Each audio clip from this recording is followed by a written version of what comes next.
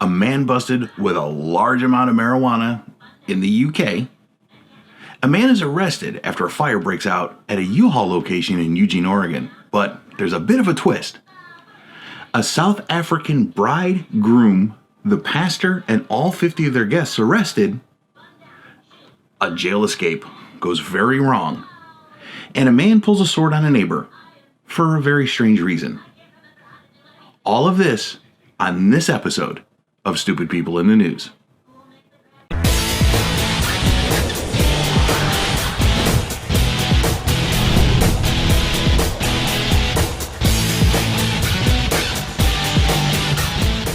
What's up, everybody? It's Mike, and welcome to this episode of Stupid People in the News. Got a couple of good ones for you. First off, in the UK, the police kind of swoop in on a guy who's got a green knapsack strapped across his chest that they think looks suspicious, because shouldn't be out anyway because of their quarantine there. So they go and they take a look and they inspect the bag, and he's got a huge bag of marijuana. So what does he tell the police? Well, I had to buy in bulk because of the lockdown. I can't get out and buy anymore, so I had to get out and buy in bulk because of the lockdown. They didn't buy it. They actually arrested him for possession and possession with intent to distribute. Apparently, it's something that they're seeing a lot of in the UK right now. Drug use has gone up sky high, especially for the smaller, for marijuana. They say that problems with cocaine and heroin, people are having some real issues because most of those folks commit crime to support their drug habit. So those folks are really hurting. It's simple, folks. It's really simple. Don't buy in bulk, I guess. Just don't buy in bulk.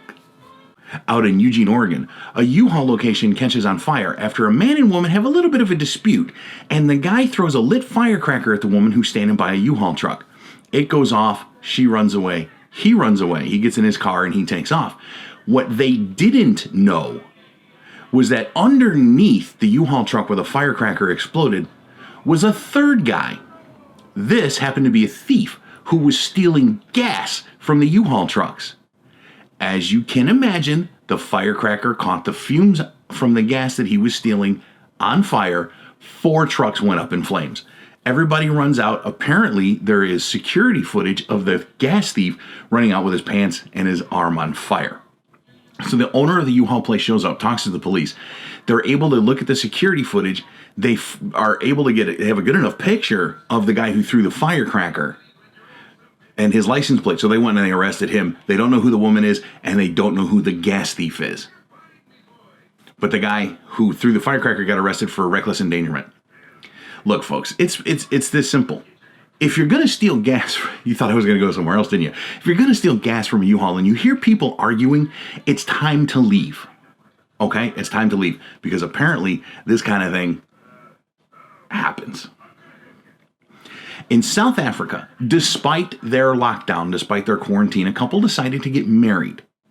They had themselves, so the wife, the bride, and the groom, the pastor, and 50 guests that went to their wedding. Well, somebody called the police on them, and everybody got arrested. The bride, the groom, the pastor, and all 50 guests for breaking the quarantine order. Local police said that the honeymoon for this couple will be spent on a very strict bail release. I'm quite sure not the honeymoon that they had in mind. In Ohio, a woman who was in jail, she was in a holding cell in jail, she decided that she was going to try to get away because apparently she had a lot of charges. Hold on, let me tell you exactly what kind of charges this woman had on her. Of kidnapping, felony assault, burglary, robbery, and grand theft related to an attack on an 85-year-old man. So this woman was facing some serious times and some very serious charges. So she thought that she would try to get out of the situation. Okay? She climbed up to the ceiling. She stood on some things and she climbed up to the ceiling, moved one of the ceiling tiles out of the way, climbed up into the ceiling, all the while this being caught on closed-circuit television. There's other inmates that are apparently just watching and go, "Oh man, what's she doing?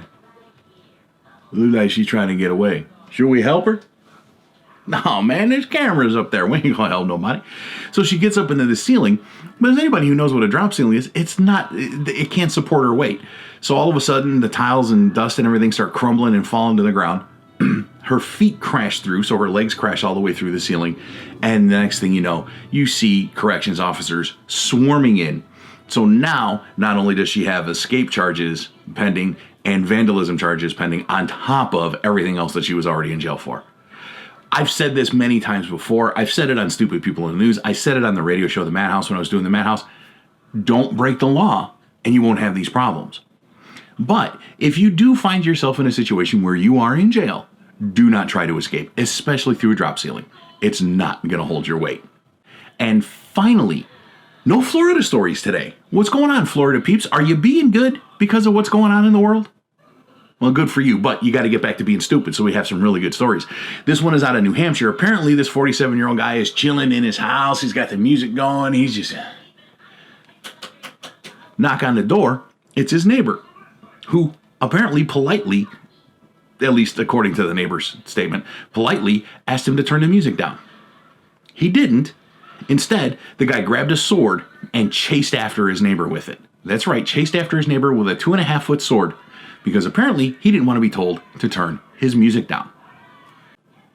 The man was charged with criminal threatening, which I suppose chasing your neighbor around with a very large sword is exactly that. Don't do it. Don't do it. Thank you, everybody, for tuning in to this episode of Stupid People in the News. If you have a Stupid People story, hit me up on Facebook. Let me know. Or send it to stupidpeoplenews2020@gmail.com, and I will be happy to read your Stupid People story and let everybody know who sent it to me. Thanks a lot. I appreciate it. If you like this video, hit like, subscribe to the channel, leave a comment, share it everywhere, because it really does help.